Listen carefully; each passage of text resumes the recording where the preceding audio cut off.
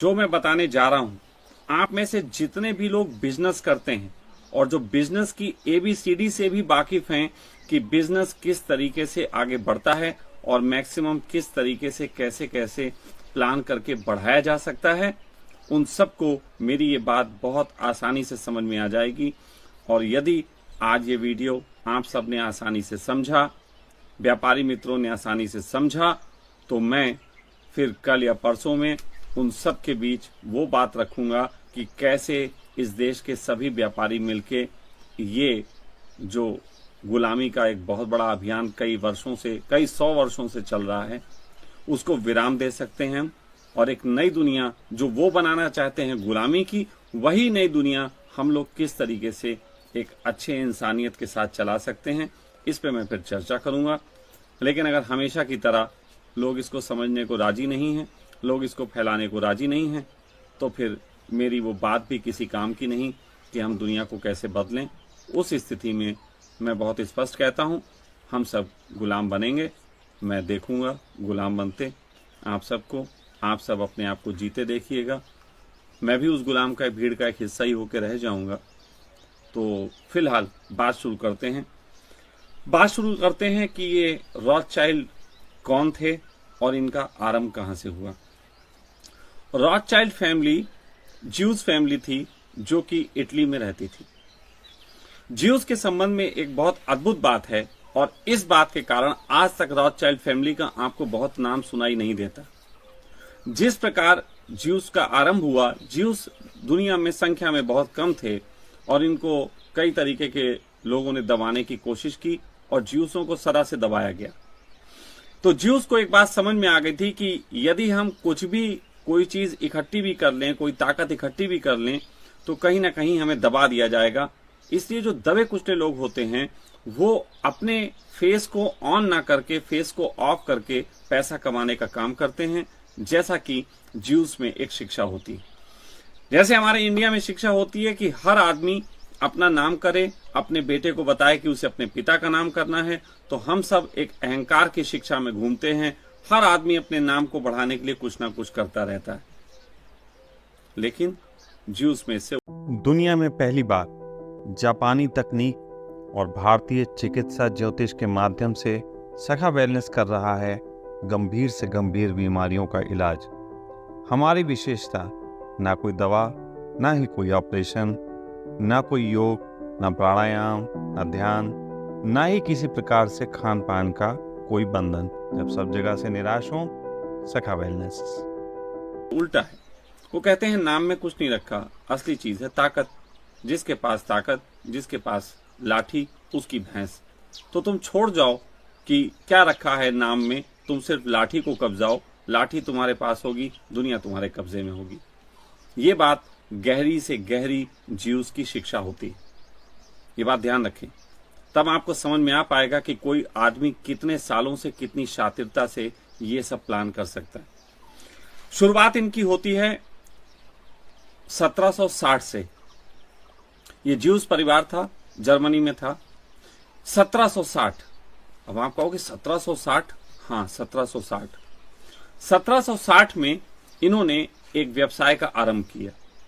वो दौर था जिस दौर में लोग जो थे वस्तु विनिमय का यूज करते थे और थोड़ा थोड़ा सोना चलन में आ गया था।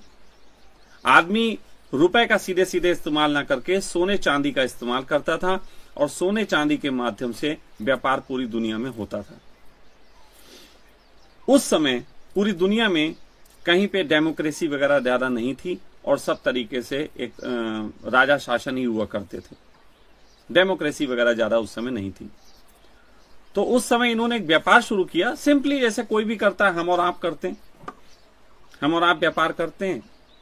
तो उस तरीके से इन्होंने एक व्यापार शुरू किया। व्यापार यह था कि इनके 4-5 पुत्र थे और कुछ इनके अच्छे टर्म्स रहे होंगे कई शहरों में, बड़े बड़े कुछ शहर जर्मनी के जो थे, उन शहरों में इन्होंने अपने टर्म्स के माध्यम से कुछ ऐसे लोगों का जाल बिछाया कि जो व्यापारी अपना सोना और चांदी लेके उन शहरों में व्यापार करने जाते थे, उनके बीच इन्होंने एक बात रखी कि तुम अपना व्यापार करने के लिए वहां सोना चांदी ले जाते हो, सबसे बड़ा खतरा क्या है?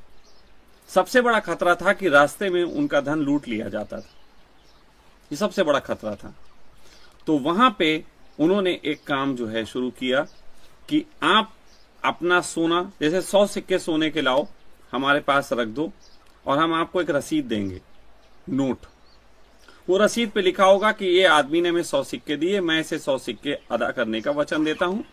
और आप उसके बाद किसी भी शहर में जाओ, वहां पे हमारे सेंटर्स हैं, वहां जाके आप वो रसीद दिखाओ, आपको 100 सिक्के जो हैं वो 3 या 4 जो भी सिक्के काट के आपको बाकी सिक्के मिल जाएंगे।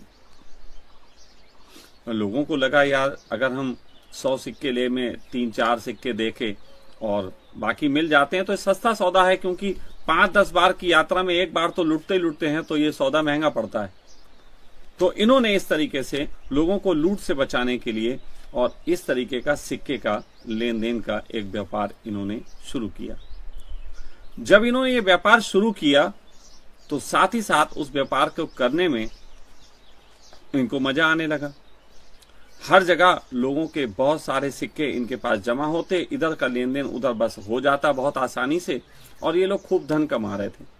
कई वर्षों तक ये जब चलता रहा तो इनकी बड़ी ख्याति हो गई, इन पे बड़ा लोग विश्वास करने लगे, क्योंकि कभी भी किसी के पैसे के लेन देन में इन्होंने गड़बड़ नहीं की। ये अंकों के मामले में बड़े सटीक थे, अंकों के मामले में कभी गड़बड़ नहीं करते थे। लोगों को सदा इन्होंने पैसा दिया जिसने जो मांगने आया। जैसे आप बैंक में पैसा रखते हो तो जब लेने जाते हो मिल जाता है, बिल्कुल सिंपल। इसीलिए बैंकों का विश्वास है। इवन कि बैंकों का विश्वास इतना भी है कि यदि कोई चेक आपका बाउंस हो जाए तो आप उसको सजा करा सकते हो। ये बैंकों ने अपने विश्वास जमा रखे। उसी तरीके से इनका विश्वास जम गया। जब इनका विश्वास जम गया तो कुछ ऐसे भी व्यापारी हुए जिन्हें ये लगा कि हम यार 100 सिक्के लेके जाते हैं, वहां पे हमें 96 मिलते हैं, तो क्यों ना हम ऐसा करें कि हम उनसे बात तय करें और वो ये करें कि आप जो है रसीद ही ले लो हमसे, और सिक्के तो आपके जब चाहोगे मिल ही जाएंगे वहां से। तो जिस तरीके से हम लोग अपना चेक दे देते हैं किसी को, ये चेक ले लो भाई, पैसे अभी मत लो, चेक ले लो, फिर जब चाहे अपने भुगतान कर लेना, वैसे ही वो इन्होंने रसीदें जो दी लोगों को, वो लोग 4% ना कटाना पड़े, इसके बदले में रसीद ट्रांजैक्शन करने लगे। जब रसीद ट्रांजैक्शन करने लगे तो ऐसी स्थिति में कई दिनों तक इनके पास लोग जब अपनी सोने को लेने नहीं आए तो इन्हें बड़ा शक हुआ कि यार एक आदमी इस शहर से उस शहर 4-5 दिन में पहुंच जाना चाहिए था और उसको सोना ले जाना चाहिए था, वो लेने क्यों नहीं आ रहे। तो जब इन्होंने पूछताछ की, थोड़ा बहुत गहराई में गए, तो इन्हें पता लगा कि यार लोग तो रसीद चलाने लगे। अब लोग सोना लेने की बजाय वापिस वो रसीद से खेलने लगे।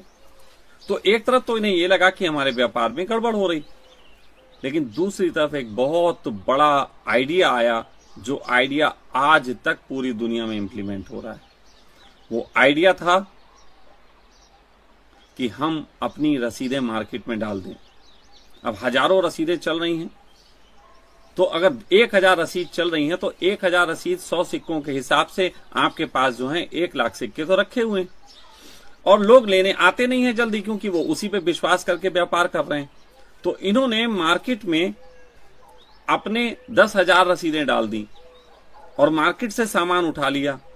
उस सामान का और लेन देन करके और तरीके का व्यापार शुरू करके पैसा कमाना शुरू किया, और लोग उस पर विश्वास करके रसीद को चलाते रहे। कई वर्षों तक इन्होंने ये किया और बहुत बहुत बहुत धन कमाया। जब बहुत धन इन्होंने कमाया उसके बाद इनका लालच बढ़ा, और यहां पे आप सब समझ लो, आध्यात्मिक लोग जितने भी सुन रहे हैं उन्हें लगेगा इतने लालच का कोई क्या करेगा, लेकिन व्यापारी जितने लोग सुन रहे हैं वो सब समझ जाएंगे कि लालच अनलिमिटेड होता है और पैसा अनलिमिटेड कमाने की चाह होती है। नेवर एंडिंग प्रोसेस है, नेवर एंडिंग प्रोसेस।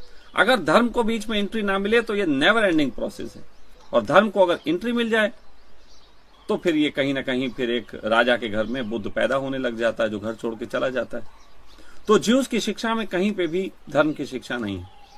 ज्यूस की शिक्षा में कहीं पे भी धर्म की शिक्षा इस तरीके की नहीं है। उनका धर्म सिर्फ एक है, वो है ताकत, सिर्फ ताकत, कैसे अपने हाथ में रहनी चाहिए। तो कुल मिला के ये जब चलने लगा तो उसके बाद ये रॉथस्चेलर जो था उसके 5 बेटे थे, और ये एक दूसरा नाम जो लेता हूं वो अक्सर लेने में मैं गड़बड़ कर जाता हूं, और रॉथचाइल्ड के 5 बच्चे और रॉकफेलर के जो 5 बच्चे, तो इनको जो है इन्होंने मिलकर प्लान किया कि क्यों ना इन लोगों को दुनिया के अलग अलग देशों में भेज के इसी तरीके का बैंकिंग सिस्टम शुरू किया जाए। तो इन्होंने दुनिया के कई देशों में, इन्होंने फ्रांस, इंग्लैंड, अमेरिका, कई ऐसी जगह, इन्होंने जर्मनी, यूरोप के और भी कई मुल्कों में इन्होंने अपने बच्चों को प्लान कर दिया और हर बच्चे को वहां का बैंकिंग सिस्टम फैलाने के लिए बात कह दी। जब वो बैंकिंग सिस्टम फैलाने के लिए इन्होंने बात कही, तब इनका काम जो था, अब आप सोच सकते हो कि एक देश में रह के जब ये कर रहे थे, ऐसा 10-20 शहरों के बीच में कर रहे थे, तो जब इन्होंने पूरे तरीके से ये कई देशों में फैला लिया होगा तो इनके पास कितना पैसा आया होगा। और वो पैसा अकूत था, और उस अकूत पैसे से जैसे ये जो फैला रहे थे और भी व्यापार खड़े कर रहे थे, जैसे कि ये जो भी चीजें मेटल्स होती थी उनके व्यापार इन्होंने बड़े खड़े कर दिए थे। इन्होंने साथ साथ उस समय में लड़ाइयां होती थी तो लड़ाइयों के लिए शस्त्र चाहिए होते थे, तो इन्होंने हथियारों की फैक्ट्री वगैरह भी खड़ी कर दी, और ये सब भी ये काम करने लगे साइड में। लेकिन मेन इनका बैंकिंग ही था। फिर एक बड़ी अजीब घटना घटी, बहुत अजीब घटना ये घटी कि नेपोलियन फ्रांस का जो था उसकी लड़ाई चली इंग्लैंड से, और फ्रांस और इंग्लैंड की जब लड़ाई चली तो ये कई साल तक लड़ाई चली। लेकिन जब ये लड़ाई बहुत ज्यादा चरम पे पहुंच गई तो कोई भी राजा जब लड़ता है तो शुरुआत में तो वो अपने धन से लड़ता है, लेकिन थोड़े समय बाद उसे धन की जरूरत पड़ जाती है और वो पब्लिक से मांगता है। पब्लिक से मांगने के लिए तब राजाओं के पास सीधा सीधा तरीका होता था कि भाई पब्लिक पैसे दो, हमें पैसे दो। लेकिन पब्लिक ऐसे पैसे कैसे देगी? तो या तो राजा उनके घर में घुस के पूरे तरीके से लगान वसूली के नाम पे उनका सोना चांदी सब छीन लेते थे, उससे पब्लिक में और आक्रोश फैलता था। तो कहीं ना कहीं इन्होंने जाके हिटलर से, उसे नेपोलियन से मिले और उधर इंग्लैंड के राजाओं से मुलाकात की, और इन्होंने दोनों कंट्रियों में उन लोगों को जाके समझाया कि हमारे ऊपर लोगों का विश्वास है और हम दुनिया को बेहतर तरीके से समझा सकते हैं कि वो आपको पैसा दें। और यहां से शुरुआत हुई बॉन्ड की। बॉन्ड एक व्यवस्था होती है जिसमें उन्होंने कहा कि आप क्या राजा युद्ध लड़ रहा है, आपके राजा को धन की जरूरत है, तो राजा को आप 10,000 रुपए दें, 10,000 के बदले में वो आपको एक बॉन्ड देगा। वो बॉन्ड अगर राजा जीत गया दूसरे देश को तो निश्चित ही राजा की तरक्की होगी, तो तुम्हारा बॉन्ड 10,000 का 20,000, 50,000, 1,00,000 का भी हो सकता है। और यदि राजा हार गया तो तुम्हें तो लूट लेगी दूसरे देश की सेना। तो उस कंडीशन में राजा ना हारे तो तुम पैसा दो। अच्छी बात यही है कि तुम पैसा देके राजा को मजबूत करो और जीतने की तरफ बढ़ो। ये बात नेपोलियन को भी समझ में आई और राजाओं को भी समझ में आई, और समझा ये लोग रहे थे, तो पब्लिक ने बहुत सारा बड़ी संख्या में पैसा इनकी तरफ फेंक दिया। सब सोना, उस समय सोना चांदी चल रहा है, उस समय ये वाले नोट नहीं चल रहे हैं, उस समय सोना चांदी चल रहा है, ध्यान रखना। अब सब लोगों ने अपना सोना चांदी निकाल के इन लोगों के हवाले कर दिया और इन्होंने राजा को वो पैसा दे दिया, और बीच में बॉन्ड दोनों तरफ इन्होंने कंट्रोल किए। फिर एक और कहानी करी इन्होंने, एक कहानी करी, और वो कहानी आप सर्च भी कर सकते हैं कि नेपोलियन के युद्ध के दौरान एक बार ऐसी खबर उड़ी कि नेपोलियन हार गया। और वो खबर जब उड़ी कि नेपोलियन हार गया तो फ्रांस में जो लोगों के बॉन्ड थे वो अचानक 10,000 रुपए से घट के 85 रुपए पे रह गए, 100 रुपए पे रह गए। तो लोगों का जो भी मिलता ले लो। तो लोगों ने बैंकों के पास जा जाके बॉन्ड जो है वो रख के 50-100 रुपए ले लिए, और उधर दूसरे देश में खबर उड़ गई कि वो जीत गए हैं, तो वहां के बॉन्ड जो है 50,000, 60,000 के हो गए। तो लोग जो है बैंकों से बॉन्ड और खरीदने लगे। बैंक जो है 10,000 का बॉन्ड 30,000 में बेचने लगा कि अब बढ़ेंगे। ऐसे करके उन्होंने उधर से भी पैसा बनाया और इधर से भी पैसा बनाया, और फिर कहानी पलट दी। नेपोलियन जीत गया ऐसी खबर उड़ा दी। वो तो सही था। तो जब ये बात हुई तो अचानक ही फिर एक काम और हुआ कि जो लोगों ने 50 रुपए में बॉन्ड बेचे थे वो फिर 20-25 हजार, 30,000 के हो गए, और जो उधर लोगों ने 50,000 के खरीदे थे वो घट के जो हैं वो 10, 20, 50, 100 रुपए के रह गए। ये कमाया इन्होंने धन। और साथ ही साथ क्योंकि इनका व्यापार और भी था, इन्होंने वो धन तो लिया था, लेकिन धन के साथ साथ नेपोलियन को और राजाओं को हथियार पेश किए थे और सामग्रियां दी थी जो ये और तरीके से धन पब्लिक में फेंक के और सामान उठा लेते थे। तो एक तरीके का पूरा धन भी नहीं दिया, सोना चांदी बस इकट्ठा कर रहे हैं चारों तरफ से, यही इनका काम चल रहा। ऐसे करके जब ये सब चीजें चलने लगी तब इन्हें साथ साथ एक आइडिया आया कि अब वो वक्त आ गया है कि अब हम अपने इस प्लान को पूरे दुनिया में इंप्लीमेंट करें। लेकिन एक प्रॉब्लम थी। प्रॉब्लम सबसे बड़ी ये थी कि दुनिया में सब राजाओं का राज्य है, या तो जमींदार राज्य कर रहे हैं या राजा राज्य कर रहे हैं, छोटे छोटे। आप सब जानते हैं उस समय इंडिया में भी बहुत राजा सब हुआ करते थे।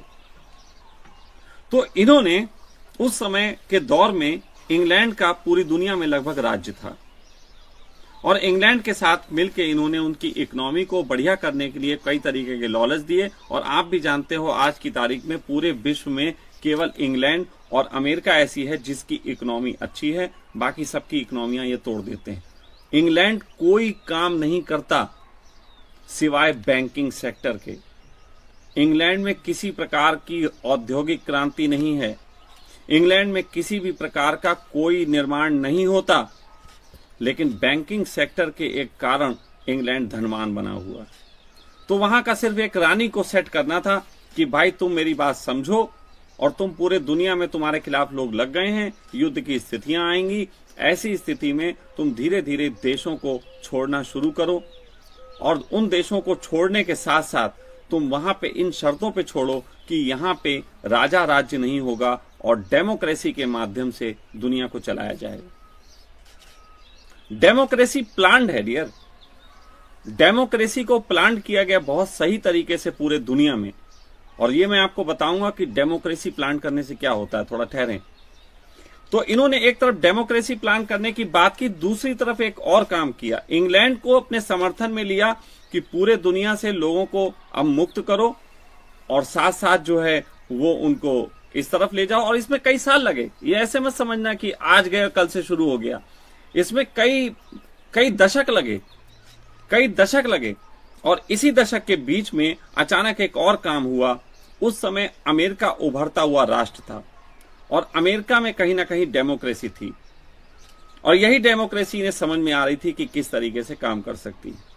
अमेरिका में डेमोक्रेसी थी तो इन्होंने अमेरिका के राष्ट्रपति को ना जाने क्या लालच दिया, ये आज तक दुनिया में रहस्य है। ना जाने क्या लालच दिया कि अमेरिका के राष्ट्रपति को यह समझाया कि आप अपने रुपए को जो चांदी और सोने में निकालते हैं उसको हटा के आप कागजी मुद्रा का चलन लाइए जिसका नाम होगा डॉलर। और वो डॉलर छपाई का काम ये लोग करेंगे। इनके पास बहुत तरीके की ताकतें आ गई थी कि छपाई का काम ये लोग करेंगे। तो पता नहीं कौन सा लालच रहा कि वो राष्ट्रपति तैयार हुआ और छपाई का पूरा ठेका इन्हें दे दिया। तो जितने डॉलर ये छाप के देते थे उतना सोना इन्हें दिया जाता था और डॉलर जितने छाप के देते थे उसमें 1-2% की कमाई भी लेते थे। गजब का खेल, कैसे बैठाला मुझे नहीं पता, कौन सी सेटिंग की, क्या चीज सप्लाई की, ये आप सब आंकड़े लगाते रहो, लेकिन इन्होंने ये कर लिया। आज भी अमेरिका के बैंकों को जो डॉलर छप के या पूरी दुनिया में जो डॉलर जाते हैं वो रॉथचाइल्ड एंड कंपनी छाप के देती है।